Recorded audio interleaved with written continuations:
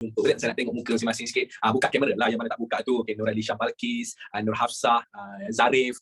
Ini saya tengok ni. Nurul Batrisha, Nur Afiqah, Nazrul Hakim. Wah, Nazrul Hakim. Oh, dia tak syuk lama sangat tu. Lepas tu siapa lagi? Maisarah Kasdina dan Muhammad Haris. Macam biasa, belakangnya background ada tilam. Okay, lagi kita tadi siapa? Normadia jangan nak gelak sangat ya. Aidin Kisha. Awak ada kaitan dengan Nobita ataupun Sunio? Tapi rumah awak tu rumah Sunio tu, saya tahu tu. Kan itu rumah Sunio tu. Maryam Sufi binti Muhammad Nur. Ya Allah Akbar, dah jadi alien dah dia. Ya, Maryam ya. Okay, next waktu kita ada Diana Syahira. Hai, Assalamualaikum. Nurul Anis Syafiah. Belakangnya berbackground tingkap. Nick Nur Alia, dah jadi kentang orangnya. Lepas tu kita ada Nur Hanani, Ani Syafiqah, Nurul Natasha, dan seterusnya. Nurul Ain binti Muhammad Nazri, Wan Ayana Alisa, Wan Aliana, Nur Raudatun. Nama dia sedap betul. Nur Raudatun. Next kita ada Muhammad Alif Ikwan, saya suka belajar. Dahsyat lah. Dia punya background, saya suka belajar. Dia duduk dalam laut sekarang ni. Awak okey ke, boleh bernafas ke? Awak boleh insang ke? Plup. Okey, faham. Lepas tu kita ada Muhammad Syazri.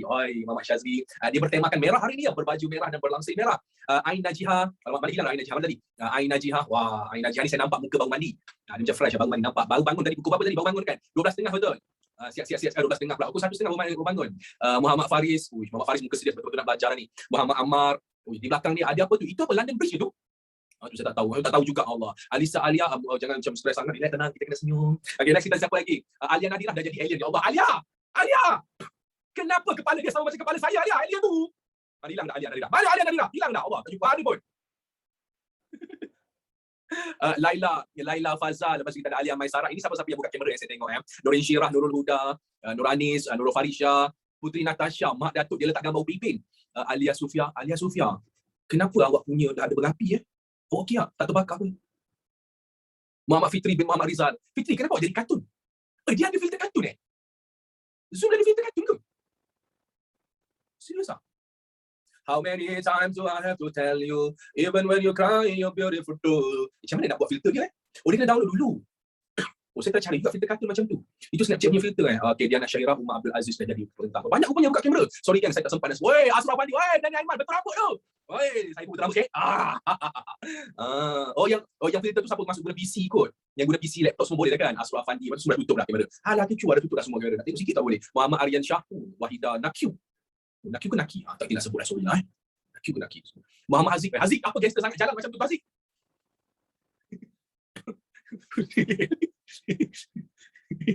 Saya pula kelakar tengok Muhammad Aziz Nazir dari tu. Okay, dah baik. Semua orang dah ready? Semua ready? On your mark. Get set. Go! Macam nak belum berlari pula. Ladies and gentlemen, bismillahirrahmanirrahim. Assalamualaikum warahmatullahi wabarakatuh dan salam sejahtera. Bertemu lagi kita ke dalam kelas sejarah tingkatan 4, iaitu kelas Grup B. Dan hari ini merupakan hari Sabtu, hari yang saya cukup suka sebab ini adalah kelas yang terakhir pada hari Sabtu. Selap kamera sikit, sir. Serius ke kamera saya ada problem dengan tu? Boleh, tak masalah. Kita boleh lah. How many times do I have to tell you? Kevin, tak. Ada orang curi saya punya hair dryer. Mana boleh macam tu? Dia curi. Ni saya nak cek kesihatan awak. Cek kesihatan. Okey, awak sihat.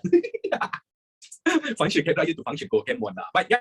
Sebelum kita start kita punya kelas, ada lebih baiknya untuk kita mulakan kelas kita dengan bacaan doa. Ayo semua orang. Bismillahirrahmanirrahim. Allahumma aftah alaina hurmataka wa anshur alaina min khazaini rahmatika ya arhamar rahimin. Rabbi shrah li sadri wa yassir li amri wahlul 'uqdatam min lisani yafqahu qawli. Allahumma barik lana fima razaqtana wa qina azabannar. Amin amin ya rabbal alamin. Saya mendoakan seluruh warga yang menonton video ni, tak kisah sama ada live ataupun rakaman, berjaya hidup di dunia dan di akhirat, tak kira dalam apa bidang yang awak ceburi. Baik, ya. Topik yang kita nak belajar dan kita nak bincangkan hari ini, secara kita kata apa, tak payah nak cerita lebih lah. Sejarah lah kan. Of course, semua orang tahu kita nak borak pasal sejarah. Dan sejarah yang kita nak bincangkan hari ini adalah mengenai apa yang kita panggil sebagai bab 6. Okay, cumanya sekarang ni, gang, bab 6 yang kita nak bincangkan bersama-sama dengan awak. Ladies and gentlemen. Kenapa saya tak feel dari awal? Okay, pasien yang baru masuk. Hai. Ini bukan subjek maths. Macam mana saya nak kata? Boleh kita teruskan dengan subjek kita sejarah? Boleh? Terima kasih. Okay. Kepada pasien yang baru masuk ataupun pasien yang mungkin dah lupa kan kita belajar dekat mana. Sir, kami dah lupa lah kami belajar tentang mana. Saya rasa macam nak kena explain sikit lah, kita throwback sikit apa yang kita dah pernah belajar sebelum ni. Baik kan? Sebelum tu, perkara yang pertama yang you all nak kena tahu kepada pasien yang baru masuk, antara topik yang kita tengah belajar sekarang ni adalah bab 6. Ini dia. Kita tengah belajar bab 6. Dan bab 6 topik kita bercerita pasal komunis. Setuju? Setuju? Semua orang? Ya. Inilah topik yang masing-masing semua orang dan nanti-nantikan semua orang nak tahu cerita dia. Tapi saya rasa topik ni kita tak boleh nak cerita panjang sangat lah kan. Kita tak boleh nak cerita panjang sangat sebab topik ni ialah panjang tapi ya kita dah terlambat sikit ni. So kita kena cerita laju punya. Itu bab 6 komunis. Dan kita dah go through 6.1. 6.1 kita dah habis betul? Pada siapa-siapa yang tak tahu, 6.1 kita belajar pasal kedatangan komunis. Ni dia. Sorry tau, ini saya tulis contoh-contoh je tau. Ini saya contoh-contoh je sebab yang ni bukan tak penting. Maksudnya nak bagi tahu lah dekat mana kita borakkan. Kedatangan komunis negara kita ni daripada 2 negara yang lain. Mana komunis datang negara kita daripada mana Ya, daripada negara China, lagi satu negara Indonesia. Terima kasih. Semua kita belajar dekat dalam 6.1. Lepas tu pula dalam 6.2 kita belajar pasal apa? Dalam 6.2 kita belajar pasal darurat. Setuju? Darurat. Kan? Minggu lepas saya ajar kepada awak mengenai darurat dan saya nak tanya, sebab apa berlakunya darurat mengikut buku teks? Apa sebab Kenapa British tiba-tiba tahun 1948 buat darurat? Yes, disebabkan oleh kematian 3 orang pegawai, ataupun bukan 3 orang pegawai, 3 orang pengurus ladang. Ya, 3 orang pengurus ladang. 3 orang yang mati. 3 orang mati terus buat darurat. Dia jadi macam, dia kata macam mana? Rasa benda tu rasa macam tak logik kan? Dia tak logik. Macam buat darurat terus sebab 3 orang mati macam tu. Apa kat British ni? Kita tak tahu ke? Last sekali dah tahu, dah terkantoi, terbongkar ceritanya. Habis-habisan saya bagi tahu tu hari minggu lepas tu. Okay, kepada pelajar yang baru masuk mungkin rasa macam, apa yang saya ceritakan minggu lepas? Pergi tanya someone, kawan-kawan awak yang dalam kelas ni. Saya nak ceritakan something kepada mereka. Okay? So, settle pasal yang tu, tapi kita tak habis lagi pasal 6.2. Yang kita nak sambung hari ni sedikit, iaitu minggu lepas punya topik yang kita belum sempatkan habis, iaitu apa yang kita panggil seperti ni dia. Tindakan komunis. Ini dia, kita tak habis belajar lagi pasal ni. Apa yang komunis buat disampaikan negara kita ni boleh jadi, orang kata apa, boleh sampai darurat apa semua. Okay, baik, ladies and gentlemen. Komunis ni, for your information, diorang ni cukup kejam sangat-sangat. Kau punya, maafkan bahasa saya, bahasa saya boleh dikatakan sebagai jahat lah. Komunis ni sangat-sangat kejam, sangat-sangat jahat. Okey, mesti you all tertanya-tanyakan. Secakap minggu lepas darurat tak ada kaitan dengan komunis sebenarnya. Okey, dia macam ni lah cerita. Sekejap lagi awak akan faham cerita dia sampai ke penghujung kelas. Sampai ke penghujung topik awak akan faham apa yang saya cuba sampaikan kat sini. Komunis ni baik ke jahat sebenarnya itu bukan saya punya bidang kuasa untuk saya tentukan. Tetapi awak cuba baca dan awak cuba belajar sendiri. Awak tahu antara tindakan komunis yang pertama apa yang mereka lakukan? Mereka lumpuhkan ekonomi. Ya, sebelum tu kenapa tiba-tiba komunis ni boleh jadi macam nak lumpuhkan ekonomi, nak buat jahat, nak serang senjata? Kenapa tiba-tiba diorang boleh jadi macam tu? Apa yang diorang buat? Yang sikit sebab Jepun. Siapa-siapa yang ingat minggu lepas saya ada ceritakan kepada awak persidangan komunis sedunia di India. Ingat lagi tak benda tu? Kan dalam topik persidangan perbincangan komunis sedunia ni, datangnya komunis daripada China, komunis Indonesia, komunis Tanah Melayu, Sabah, Sarawak, semua komunis seluruh dunia datang meeting untuk berbincang. Yang mana waktu tu, ladies and gentlemen, mereka tengah fikir satu strategi untuk menguasai negara-negara yang dijajah. Macam negara kita, Tanah Melayu ataupun Malaysia, termasuk sekali Sabah, Sarawak ni apa semua, waktu tu negara kita dijajah oleh British. So bila negara dijajah oleh British, komunis ni dia susah untuk merampas pemerintahan. Ialah macam-macam cara diorang cuba lakukan. British tetap tak bagi kemerdekaan kepada penduduk Tanah Melayu. Diorang tak boleh nak rampas. So last kali mereka decide satu keputusan untuk buat serangan bersenjata dan mereka nak buat pemberontakan. Sebab tu mereka pergi serang menggunakan senjata, kau habis-habisan. Dan antara tempat serangan yang utama mereka pilih adalah lumpuhkan ekonomi.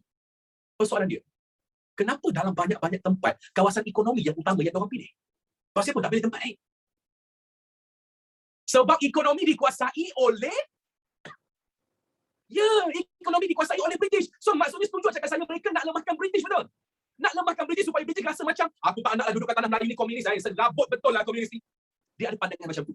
Segabutlah, baliklah. So bila kalau British, anda kata kalau betul British balik ke negara mereka, waktu tu komunis akan menguasai negara kita. Okay? Tahu gerakan Al-Qassam? Pernah dengar gerakan Al-Qassam? Siapa-siapa yang tak pernah dengar, saya bagi tahu gerakan Al-Qassam adalah gerakan dekat Palestin, Gaza yang menentang Israel. Ingat tak berapa bulan yang lepas waktu kita puasa bulan 5, bulan 6, something like that kan? Masih wujud ke? Tak, Al-Qassam ni memang masih ada. Al-Qassam. Brigade Al-Qassam. Mereka ni masih ada. You tahu tak? Waktu mereka nak serang Israel, mereka bukan serang tentera. Mereka tak ada yang pergi tembak tentera. Mereka tak tembak itu, mereka tak tembak dia. Waktu mereka tembak apa? Mereka bom apa? Mereka bom lapangan terbang, tempat ekonomi. Mereka bomnya pelantar minyak, tempat ekonomi. Semuanya yang Al-Qassam attack adalah tempat ekonomi. You tahu kenapa? Kalau ekonomi Israel lemah, siapa nak bekerjasama dengan dia? Dan for your information, Israel, diorang ni ada satu teknologi yang menggunakan bom, dan you tahu bom tu berharga ratusan ribu. Bom tu berharga ratusan ribu dan waktu tu diorang terpaksa lepaskan beribu-ribu bom untuk fight balik dengan Al-Qassam ni.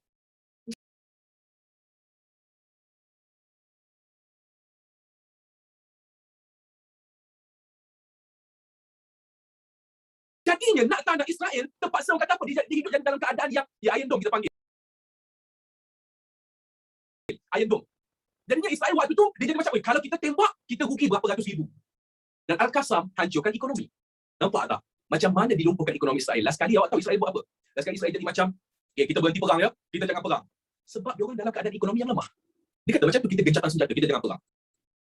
That's a cara nak lumpuhkan someone.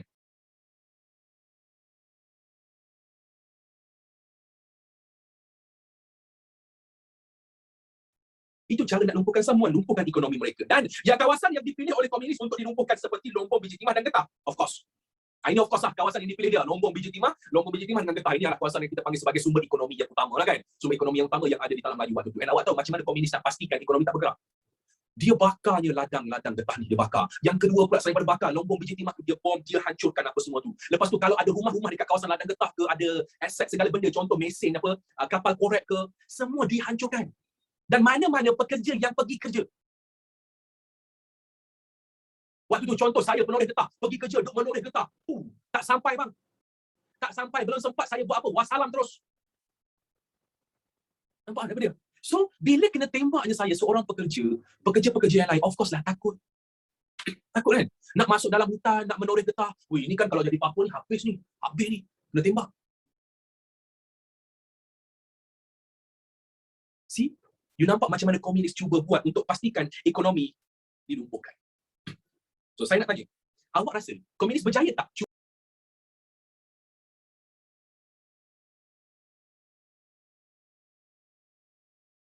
Cubaan melumpuhkan ekonomi. Dia berjaya tak cubaan melumpuhkan?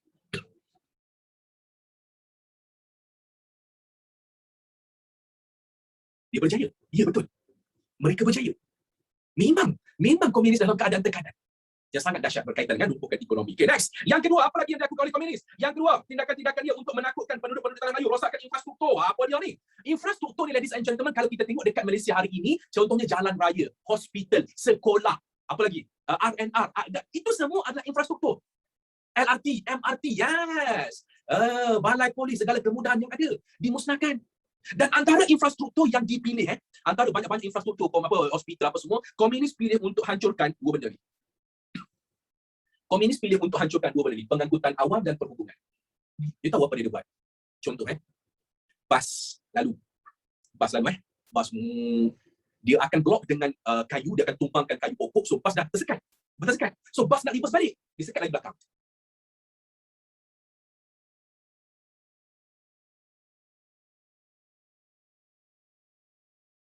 Dan waktu tu siapa-siapa komunis akan keluar dan akan masuk dalam bas tu, yang pertama dia akan curi segala benda, harta benda yang ada lah, ada gelang emas ke, ada rantai semua, dia akan curi, dia akan ambil.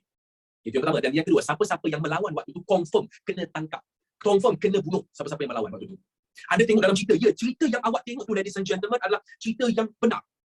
Cerita yang benar. Itu dari segi bas. Dan dia tak pernah bukan komunis ni, dia punya kejam kadang-kadang dia tak stopkan pun.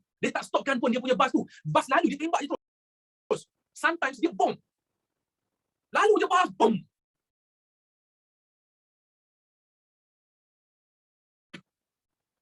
Orang yang dalam bas ni, dia punya tujuan perjalanan kemungkinan nak pergi kerja, kemungkinan nak balik ke rumah.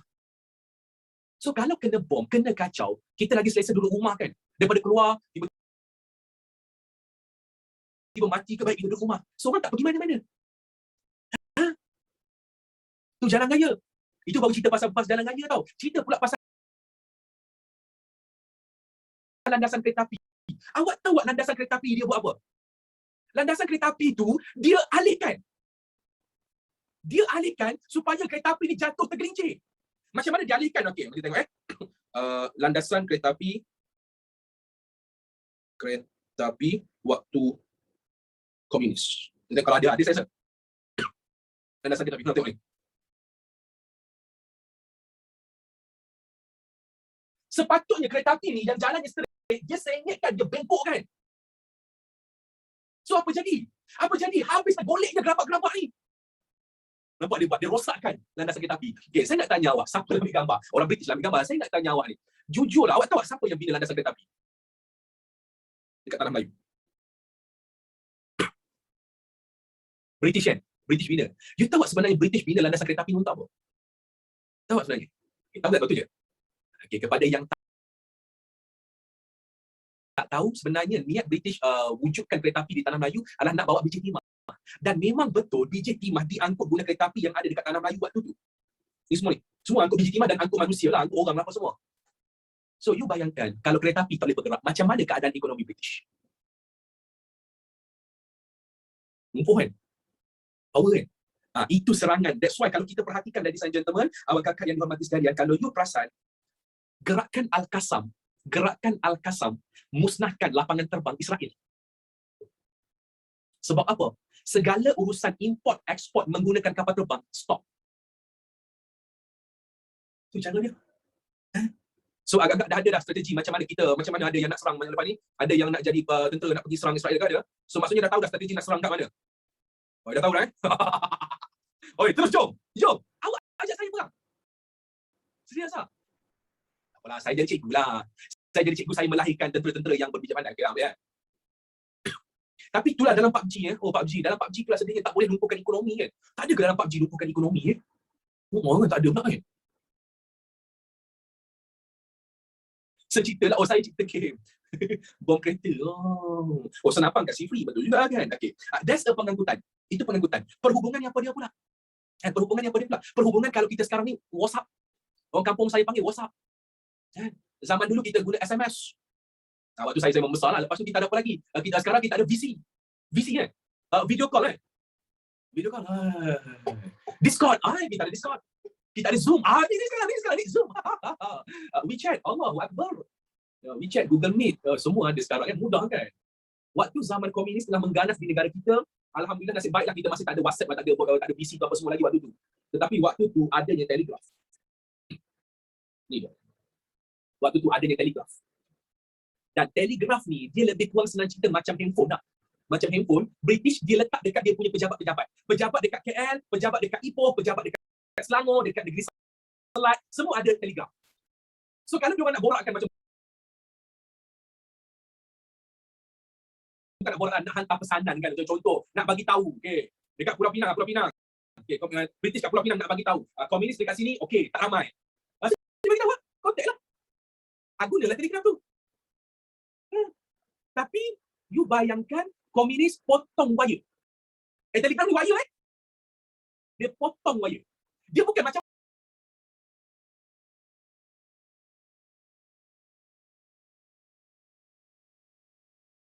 dia SMS saja, dia SMS. Macam mana agak-agak? Allah, semua nak tahu gambar telegraf macam mana? Nak telegraf. Tak pernah tengok gambar telegraf ni dia. Ni, this is telegraf.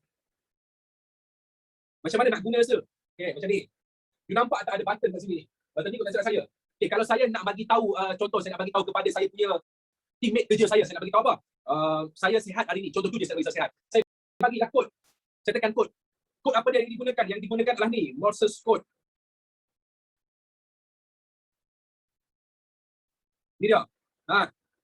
So saya kena tulislah kalau A, B, saya kena tekan macam tu lah. Kalau A, C, ya. Ambil masanya. Tapi inilah paling laju dulu. Inilah dulu paling laju.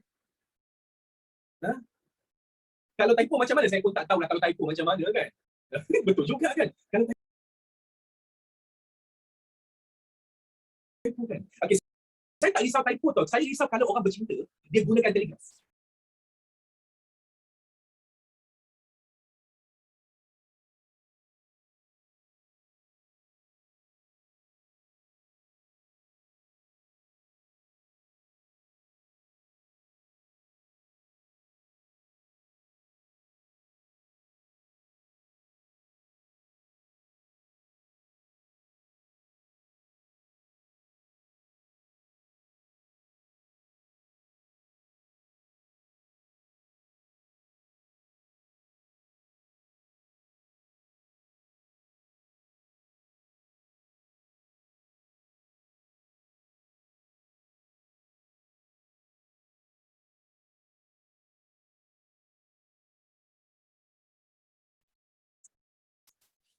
Dia sebab apa okay, saya jadi risau. Dia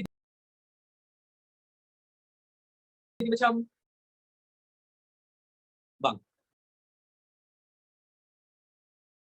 orang perempuan kalau kita nak cakap I love you, kita tak boleh tulis ILY. Kita tak boleh tulis ILY. Kita kena eja penuh I love you. You bayangkan kita nak eja penuh macam Emoji kena ada. Mesti kena ada emoji. You bayangkan nak buat emoji macam mana je ni?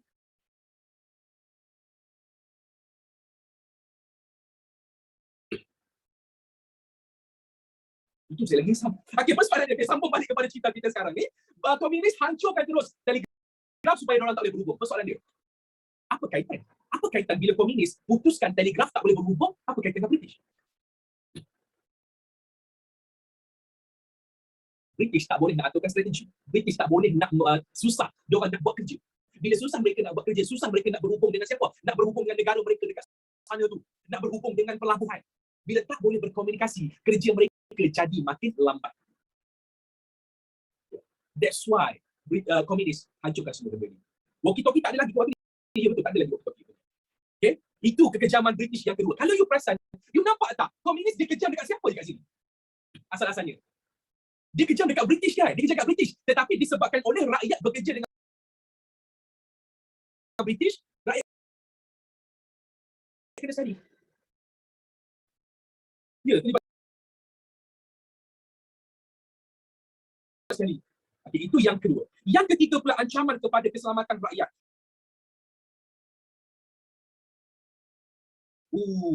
Yang ni yang nak cerita Yang ni nak cerita ancaman kepada keselamatan rakyat ni ini paling sedih.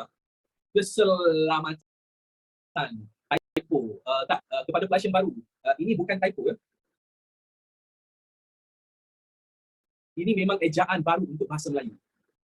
Tak tahu tak update tu. Awak tak boleh, awak kena update bahasa. Dengar boleh percaya jangan Kan ada pelajar baru yang betul-betul pembaris yang macam kata macam mak mama tahu tak ada ejaan baru sekarang. Keselamatan eja dia macam ni mak. Maafkan saya lah, saya cakap itu gurauan sahaja tau. Betul, saya typo. Ancaman keselamatan. Saya rasa yang ni saya tak perlu nak cerita banyak kot. Saya rasa yang ni saya tak perlu nak cerita banyak kot. Mesti awak dah tahu dah macam mana komunis punya kejam dengan rakyat. Saya pernah cerita kan dekat awak kan apa yang diorang buat. Diorang pernah ni. Pernah kan cerita kan? Kepada pelajar baru komunis punya kejam dia tahu nak seksa macam mana. Yang pertama, of course, lelaki ke perempuan akan berbeza. Perempuan kalau dia culik, orang tahu lah dia buat apa kan. Perempuan tu punya pasal lah. Yang lelaki punya ni.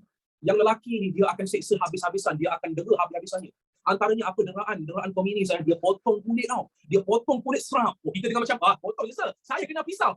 Makan sakit. Tak cukup dengan tu tau. Dia buat apa? Dia tarik dia kulit yang terpotong tadi. Tarik satu. Sakit kan? Dia kalau ada kuku, dia capuk dia kuku. Sakit. Tak cukup, dia tarik kulit tu. Awak tahu dia buat apa? Dia ambil air garam, dia siramnya air garam tu. Kita potong, saya terkena pisau sikit, hujung je. Lagi dalam pisau. Habis dah ni.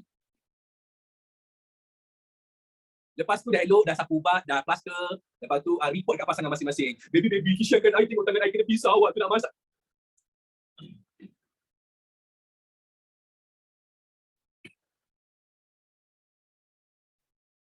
Mana saya tahu? Girlfriend saya dulu pernah buat. Memanglah sekarang saya segeli. Dulu, bila girlfriend buat macam tu, saya macam, Auschwitz dia. Ex-girlfriend dulu lah, bukan girlfriend sekarang. Sorry, sekarang tak ada girlfriend pun. Tak ada. Dulu lah. Jangan macam-macam Jangan macam-macam Yang tu tolong potong je, jangan record yang tu ya. Jangan Okay, sambung balik cerita dia Baik. Itu kalau lelaki lah itu, perempuan apa semua ada cara dia. Macam mana orang yang contoh ada banyak beras, orang yang berniaga kedai-kedai runcit kan ada ubat lah. Tahu dia buat apa? Dia tak cerita banyak, memang ambil semua. Dia tak kira lah orang yang berniaga tu Cina ke, orang berniaga tu India, Melayu ke, asalkan dia nampak ada beras dia ambil, dia nampak ada ubat dia ambil semua apa dia nak. Diorang tak ada perasaan ke sebenarnya?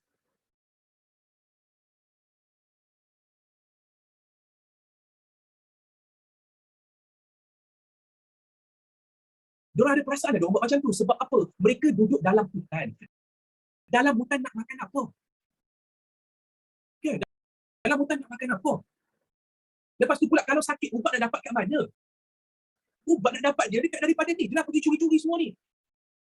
Tradisional sir. Memanglah tu tradisional. Tapi diorang perlukan ubat moden juga. Okay.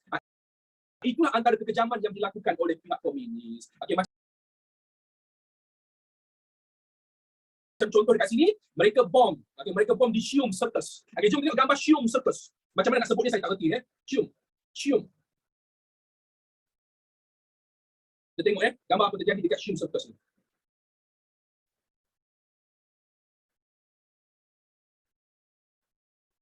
Ni ikut tak silap saya, circus dia. Ini circus tak silap saya. Ini dia. Lepas tu dibom, oh this one not this one, ni ke dibom.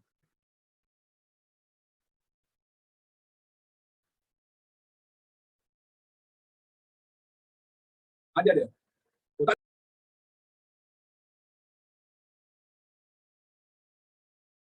Oh, tak ada gambar kan? Oh, tak ada gambar.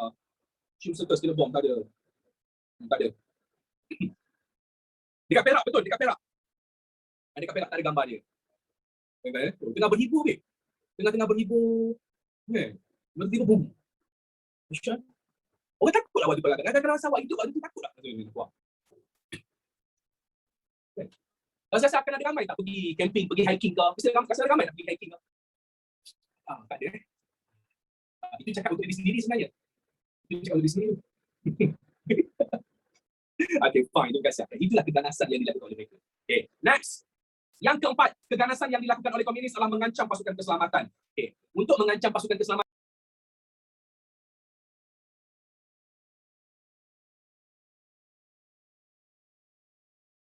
saya suggest untuk awak pergi tengok cerita Bukit Kepong. Saya suggest sangat-sangat untuk awak pergi tengok Bukit Kepong. Cerita tu best tu. Cerita tu sangat best dan dia punya maksud tu sangat mendalam. Apa nama cerita dia? Bukit Kepong. Dalam Netflix ada. Yes, Netflix ada. Cerita tu sedih. Saya bagi tahu siapa-siapa yang tak tengok cerita tu. Cerita tu berlaku di Johor. Di Johor ada satu nama tempat iaitu Bukit Kepong. Dan Bukit Kepong dekat Johor ni memang kawasan hitam. Kawasan hitam ni maksudnya kawasan yang banyak komunis. Sangat-sangat banyak komunis. Dan waktu tu adalah satu balai polis yang ditugaskan untuk menjaga keselamatan rakyat dekat situ. Menjaga keselamatan rakyat dekat situ. Dan you tahu komunis punya kejam dia kepungnya balai polis tu, dia kepung balai polis tu, dia serang, dia tembak kau habis-habisan. Siapa-siapa yang lawan dia confirm mati kena bunuh. Macam contoh, polis berperang, polis berang kalau mati kena bunuh, kita boleh faham sebab dia polis. Isteri-isteri, anak-anak polis yang duduk dekat balai polis tu pun kena tembak tau. So cerita ni you boleh tengok dan you boleh saksikan sendiri macam mana kejam, macam mana teruknya komunis tu. Kita tengok. Okay? Dan ladies and gentlemen, kenapa mereka ni pergi serang balai polis kan? Nak buat apa kan?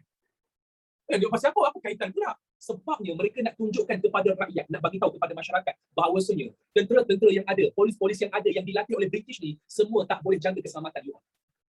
Komunis nak bagi tahu kepada rakyat macam tu. So dia nak kata kepada kita lah, dia nak bagi tahu kita, polis British out, tak power. Dia nak bagi tahu kepada kita lagi, apa lagi? Askar, tentera British semua punya ni, tak power. So rakyat waktu tu jadi kurang yakin kepada British. Kan? Oh, jadi dia kurang. Memang kita kurang yakin lah. Kita mengharapkan supaya komunis ni bolehlah macam tak serang, at least polis boleh jaga. Bila sekali, tak boleh. Dan you tahu, semua yang dilakukan oleh komunis ni, sebenarnya nak bagi tahu kepada rakyat, jangan sokong British sebab British tak sayang korang. Dia nak bagi tahu macam tu kepada rakyat sebenarnya. Okay. Tapi, you tahu British punya lawan macam mana? Padahal British sayang kan? Memang British tak sayang kita pun. British nak ekonomi je. Komunis sayang rakyat, dia tak juga. Dia tak sayang rakyat juga. Sama je. Dia sama je. Okay, you tahu British nak lawan balik komunis ni macam mana? Dia kata kepada rakyat. Rakyat, korang tengok kegiatan komunis ni. Teruk, jahat, diorang bom sana sini, diorang lumpuhkan ekonomi negara kita. Dia cakap macam tu macam lumpuhkan ekonomi negara kita. Padahal bukan negara dia tu. Ya. So jadi rakyat yang waktu tu seakan-akan macam teruknya komunis, jahatnya, British baik. Sebab tu British boleh jadi hero, sedangkan dia bukan hero pun. Dia boleh jadi hero, sedangkan dia bukan hero pun. Kan? Dia reverse balik psikologi tu. Macam tu. Okay? Ayat main peranan, of course. Dan itulah tindakan-tindakan komunis yang menyebabkan negara kita huru-hara satu ketika dahulu. Okay? Dan baru-baru ni waktu saya dengar ceramah daripada someone professor, okay, saya tak tahu kenapa dia cerita, saya tak tahu dia seorang komunis ke tak apa, saya tak tahu, tapi dia just cakap apa yang dia kaji, dapatan daripada dia kaji. Dia kata, komunis pun tak tahu siapa yang bunuh 3 pengurus ladang tu. Saya tak tahu lah, mungkin komunis tipu ke kan? Kita just dengar je lah komunis tipu ke. Waktu tu Cimpen bagi tahu sendiri, yang dia kata tak ada satu arahan pun yang ditugaskan untuk bunuh 3 orang pegawai tu. Kita jangan percaya mana-mana. Kita jangan percaya mana-mana, tapi kalau andai kata betul komunis tak bunuh, kalau matinya pegawai 3 orang pengurus ladang tu, maksudnya itu memang British punya plan sebab nak fight dengan komunis lah kan. Memang strategi dia. Bukan British tak pernah buat. Banyak kali dah. Kalau kita belajar waktu form 3 dulu. Tapi kalau dia buat betul-betul, kalau komunis buat betul-betul, boleh jadi juga. Kan? Sama-sama kerja. Ya betul. Okay? Dan inilah kisah kekejaman komunis di negara kita. Any question? Any question? Kekejaman dia. Kenapa rosakkan pipe air, sir? Pipe air kemudahan. Pipe air adalah kemudahan. Nak dapatkan air susah. Dan kalau air tak ada, tak sedap pun. Tak sedap, tak ada air. Macam Selangor, terima kasih. How many times do I have to tell you?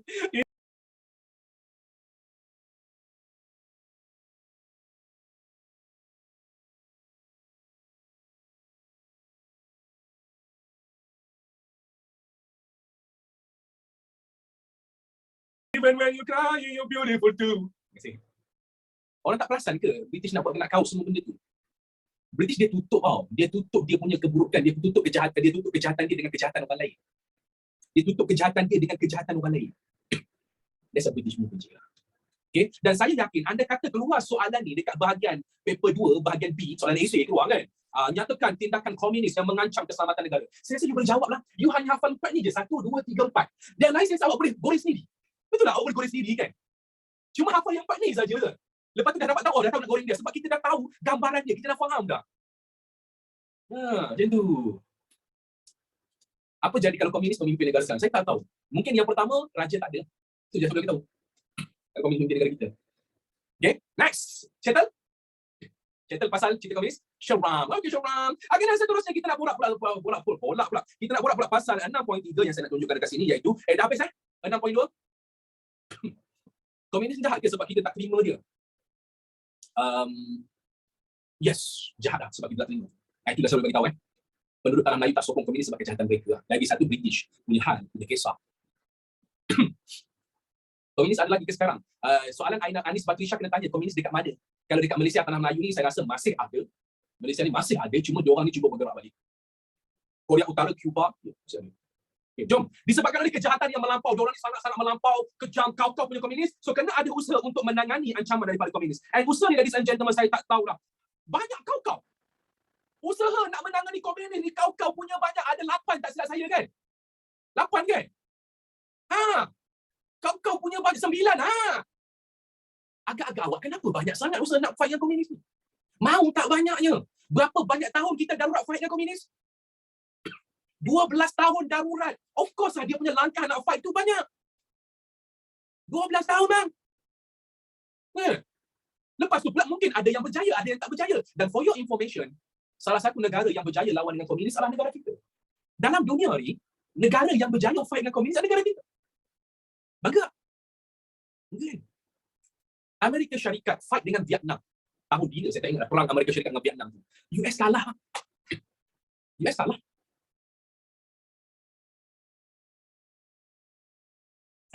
Apa lagi? Dekat Korea Utara, Korea Selatan, diorang pun tak berjaya nak fight juga. Vietnam kuat ke sir? Kuat lah. Sebab tu diorang menang. Indonesia nak fight dengan komunis. Indonesia pun ada pengaruh komunis. Pemerintah dia iaitu Soekarno. Ke arah komunisme juga. Nampak tak? Negara kita negara yang berjaya. So, sebab tu negara kita ada banyak cara untuk fight dengan komunis. And ladies and gentlemen, jom kita tengok langkah yang pertama yang dilaksanakan, iaitu penguatkuasaan undang-undang darurat. Ni dia. Penguatkuasaan undang-undang darurat. Lagi sekali saya cakap, pernah hidup waktu zaman darurat tak? Maksudnya pernah tak sepanjang hidup ada darurat tiba-tiba? Ada. PKP kan? PKP itu semua, yes. Tapi PKP dengan darurat dengan komunis ni sangat-sangat berbeza lah, of course lah. Macam kita, at least PKP, kita boleh keluar pergi kedai, nak beli barang. Zaman dulu, diorang ni ada satu tempat memang tak boleh keluar rumah, boleh keluar pun dekat area depan.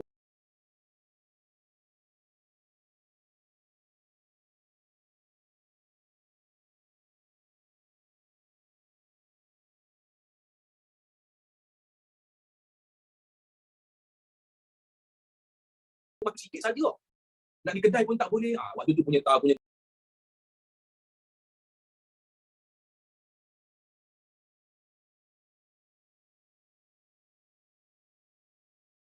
seramnya punya kisah diorang ni. Okay? Dan kita tengok macam mana darurat zaman dulu, waktu zaman komunis punya halnya. Yang pertama, duduk rumah tak boleh keluar langsung. Tapi jadi certain waktu dia lah. Macam contoh, tak silap saya, yang boleh keluar rumah hanyalah waktu siang saja. Sama macam kita. Waktu tu siang je boleh keluar rumah. Nak keluar rumah pergi mana? Okay, contoh nak pergi bekerja ke nak pergi melalui kereta, boleh dipersilakan. Tapi bila waktu malam, semua kena ada dekat rumah. Apa jadi tiba-tiba kalau ditangkap keluar rumah waktu malam? Kalau kita sekarang kena saman. Kena compound. Boleh jadi ditembak. Boleh jadi ditembak. Lepak depan pagar. Bang, tu saya cakap depan pagar bang. Awak lepak sekalipun kat mana-mana, boleh jadi kena tembak bang. Tembak tau. Dulu punya tembak tau. Sekarang saman okey lah. You bayangkan kalau sekarang buat PKP darurat, tembak siapa-siapa keluar rumah, kita tembak. Kosong Malaysia, aku hancur. Kes harian kosong. Terima kasih. Okey, lagi antara darurat waktu tu, tahan polis akan tahan sesiapa sahaja yang disyaki terlibat dengan komunis. Okey, tahan ni tak ada siasatan Tak ada siasatan apa. Okey, nampak je disyaki terus tahan. Polis akan siasat. Ni siapa? Macam mana? Terlibat komunis atau komunis, ada cara-cara dia lah. Okey. Dan yang kedua, siapa-siapa yang memiliki senjata api, ada hukuman dia. Siapa-siapa yang memiliki pistol ke, siapa-siapa yang memiliki senapang ke,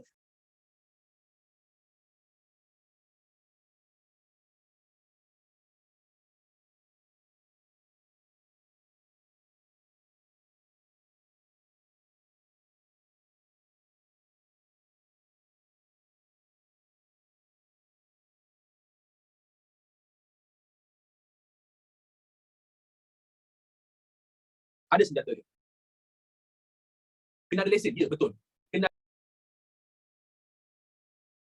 ada lesen kalau nak ada senapang. Dan orang zaman dulu, waktu sebelum kisah komunis ni, you nak beli senapang, you cari je lah. Tak ada masalah. Tak ada siapa nak halang pun.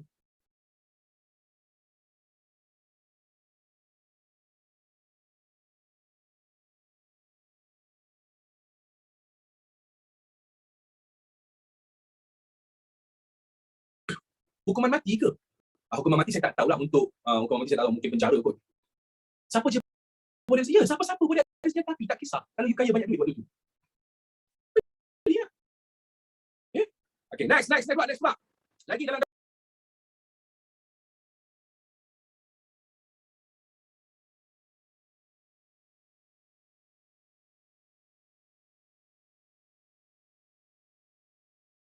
darurat mengharamkan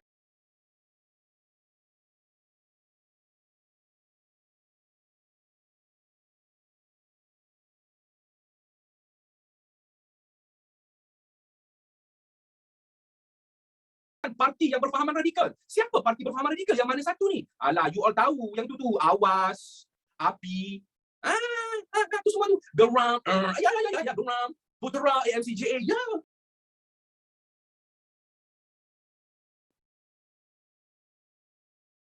Dan awak tahu British buat apa? Dia haramkan parti ni sebab tu British panggil Putera ni, AMCJA, semua dia panggil radikal ataupun haluan kiri. Dia orang panggil macam tu. Dan semua pemimpin waktu tu, Ahmad Boys Tamam, siapa lagi, Ishak, siapa lagi, ada banyak lagi, semua pemimpin setiap parti ditangkap. Semua ditangkap. Ditangkap apa jadi? Diorang tak mati kena bunuh pun, diorang tak kena bunuh. Diorang ditangkap, diseksa, dan diorang ni ditangkap supaya tak boleh gerakkan parti diorang. Persoalan dia, apa kaitan tangkap pemimpin dengan komunis, dengan darurat semua? Cuba fikir balik, apa kaitan dia? Dia macam, awak tahu tak waktu tu British, dia tak nak orang Melayu sokong Putera. Dia tak nak orang Melayu sokong AMCJA, Pertukaran Melayu, dia tak nak bagi. Sokong siapa-siapa masuk Putera, tak bagi. So dia buat apa? British kata, wahai orang Melayu, kalau awak sokong PKMM, diorang ni komunis. Wahai orang Melayu, kalau awak sokong AMCJA, diorang ni pun komunis. Orang Melayu waktu tu tak suka kepada komunis. Okay. So, simple macam tu je lah. That's why dia tangkapnya Ahmad Boys Tamam tu. Dia tangkap Ahmad Boys Tamam, okay. So dia kata, tak boleh. Ini gerakan komunis. Kita kena tangkap mereka ni. So, tak boleh bergerak. Ada orang. Tak, PKMM tak boleh bergerak. AMCJA, Putera semua tak boleh bergerak.